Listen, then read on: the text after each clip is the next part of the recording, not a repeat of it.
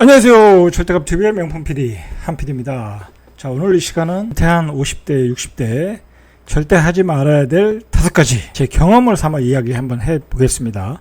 제 경험이라는 것은 제가 뭐 직접적으로 경험한 것보다는 제가 주변에서 많이 봤잖아요. 자, 그 경험을 가지고 여러분들에게 이야기를 하겠습니다. 자, 첫 번째는 은퇴하고 창업하지 마라. 대표적인 게 치킨집, 편의점, 음식점, 커피숍. 자, 치킨집 일단 예를 들어서 설명하기 엄청나게 힘들어요. 엄청나게 힘들다. 제가 이거 해보신 분들은 다 아는데 엄청나게 힘들다. 뭐 먹고는 살 수 있어요. 먹고는 살 수 있는데 굉장히 힘들어서 한 1년도 못하고 문을 닫는다는 거예요. 창업을 하면 내가 가게를 꾸며야 되잖아요. 인테리어, 집기가 들어간단 말이에요. 자, 예를 들어서 무인 창업도 예를 들어서 아무리 안 들어가도 2천에서 3천 정도 들어가는 경우가 많아요. 자, 뭐 치킨집은 제가 보기에는 뭐 이것저것 하면 1억이 넘어요. 1억이 넘어요. 뭐 가맹점비, 그 다음에 뭐 인테리어, 보증금은 뭐 빼고, 편의점은 말할 것도 없고, 그 다음에 커피숍도 뭐 메가커피 같은 것도 2억 5천 이상 들어가요. 내가 그 돈을 과연 가게를 팔고 나올 때 그 돈을 받고 나올 수 있겠는가? 그 권리금을 받고 나올 수 있겠는가? 라는 거죠. 그 돈조차도 회수하기 힘들다라는 거예요. 그럼 내가 예를 들어서 치킨집을 했는데 2년을 했어요. 2년을 했는데 내가 들어간 돈은 5천이야. 5천이 더 되겠죠. 예를 들어. 자, 예를 들어서 5천이야. 그럼 그 5천만 원을 내가 벌었어. 벌어도 번 게 아니라는 얘기죠. 그죠? 왜냐면 내가 투자한 금액이 5천이기 때문에 그 5천을 건지지도 못하고 나오는 경우가 태반이다. 가게 들어가는 인테리어 비용을 여러분들이 회수하기가 힘들다. 벌어도 회수하기 힘들다. 자, 그래서 제가 창업하지 마시라는 거예요. 오히려 그 돈을 가지고 노후를 위해서 안전하게 노후 자금으로 여유 자금으로 가지고 있어야 되는 거죠, 오히려. 근데 그 자금을 가지고 결국은 이제 대부분이 돈 잃고 건강을 잃고 차라리 취업이나 하자. 자, 이제 뭐 취업도 여러 가지가 있으니까 자, 그렇게 생각하시는 분들이 많아요. 젊었을 때 창업하는 것은 이제 경험도 있고 경험도 쌓아야 되고 다시 일어날 수도 있고 체력도 되고 그렇지만은 나이 들어서 재기도 못하고 폐가망신할 수 있다라는 거예요. 첫 번째, 창업을 하지 말자. 자, 제가 두 번째로 말씀드린 것은 주식이에요.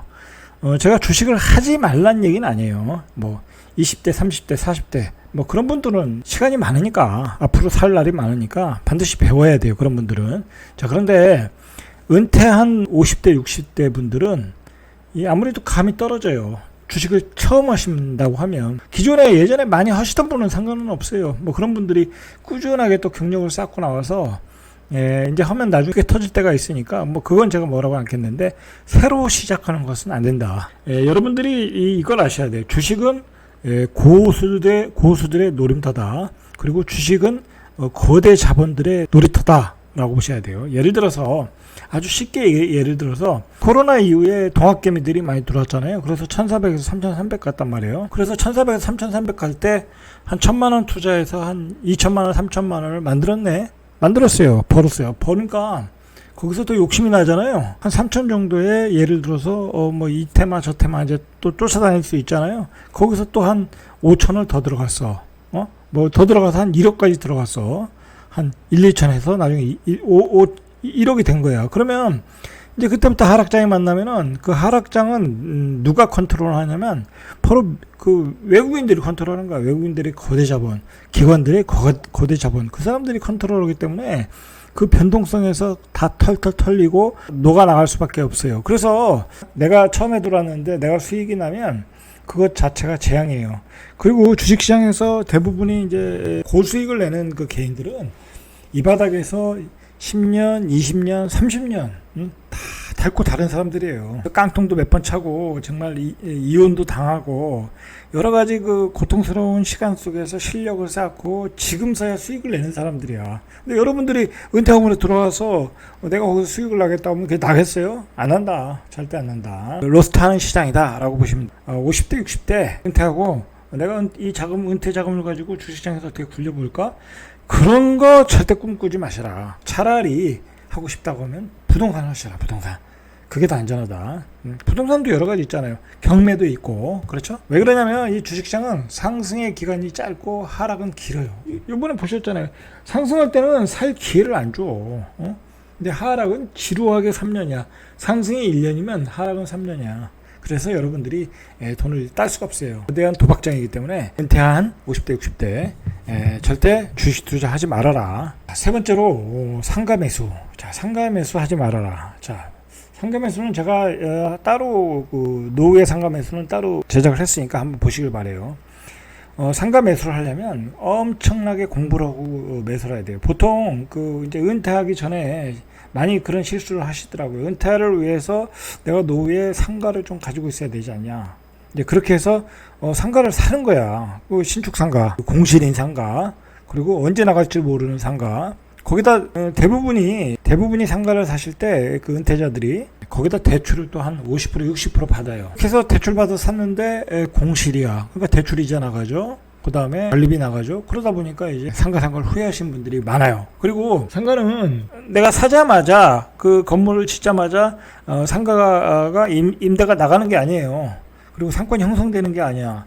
상권이 형성되려면 몇 년이 걸릴지 모른단 말이에요. 그런 관점에서 공실의 기간이 길기 때문에 여러분들이 절대로 신축 상가 절대로 사지 말아라. 그리고 상가라는 것은 상권의 변화에 따라 그 임차료가 결정이 되는 거거든요. 근데 이 상권이라는 것은 이 8색조 같아. 그냥 수시로 변해요. 수시로 변해. 막 잘 됐다가 안 됐다가. 그 상권의 변화를 알 수가 없어요. 이 상가의 어떤 전문가의 어떤 철저한 검증을 거쳐서 사야 돼요. 진짜 전문가들 있잖아요. 상가 전문가들한테 내가 이런 상가를 사고 싶은데 당신이 한번 검증을 해달라. 그렇게 해서 차라리 상담료를 내고 그렇게 해서 사시는 게 나아요. 그렇지 않고서는 그래봤자 얼마 되겠어요. 몇십만 원만 내면 되는데, 그죠? 몇 억을 날리는 것보다 몇십만 원 주고 상담을 받는 게 낫겠죠. 자, 상가는 그런 점에서 사면 안 된다. 그리고 상가라는 게 이거 자체가 다 거품이 껴 있어요.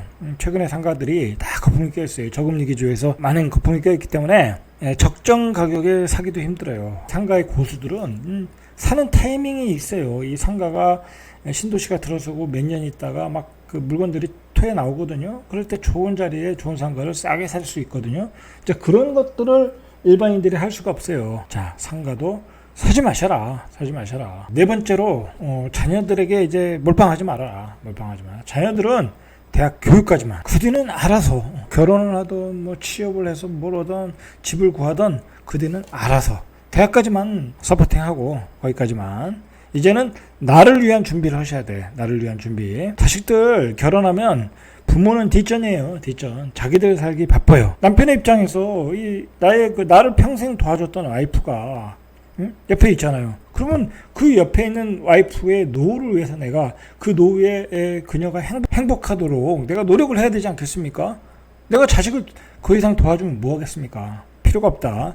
자식은 대학까지만 딱 가르치고 네가 알아서 살아라. 결혼하면 너도 끝이다. 행복하게 살 길을 찾아 나서겠다 하고 단절하세요. 단절. 손자 손녀도 니들이 알아서 키워라. 우리한테 뭐라고 하지 말아라. 자식은 거기까지만. 마지막으로 지인과 사업하지 말아라. 여러분 50대 60대 됐는데 무슨 사업의 감각이 있겠습니까?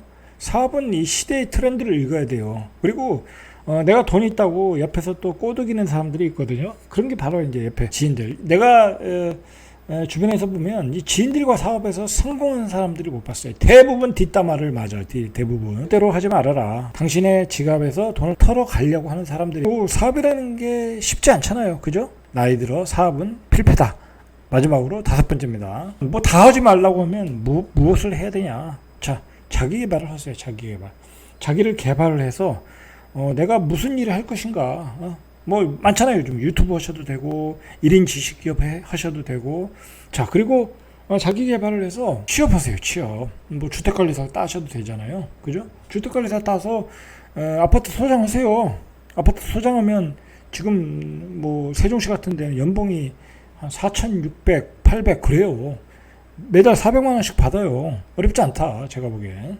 아니면 기술 자격증 따세요. 기술 자격증. 여러 기술 자격증 있잖아요. 아주 고급 자격증도 있어요. 뭐 소방 관리사 같은 경우는 연봉이 1억 넘어요. 공부머리들 있잖아요. 공부머리들. 공부 잘하시는 분들. 그런 분들 그 소방 관리사 같은 거 따가지고 연봉 1억 받아요. 자, 그런 거 하시든지. 아니면 조금 뭐 전기기사, 무슨 뭐 소방기사, 뭐 그런 거 있잖아요.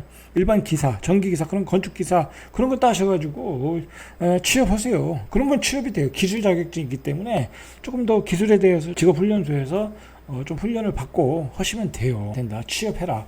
아니면 심지어 그러시는 분도 있어요. 나는 복잡한 거 싫다. 그리고 몸으로 하는 걸 원한다. 그러니까 경비도 싫어하세요. 왜냐면 경비도 이렇게 가만히 앉아 있어야 되니까. 오히려 청소를 하시는 걸 좋아하시는 분들이 있어. 뭐 건물 청소들이 있잖아요. 아니면 공공기관 청소. 그런 건 이렇게 내가 가서 움직이는 거잖아요. 몸도 건강하고 돈도 벌고 그리고 4대 보험 되고. 자, 취업을 해라.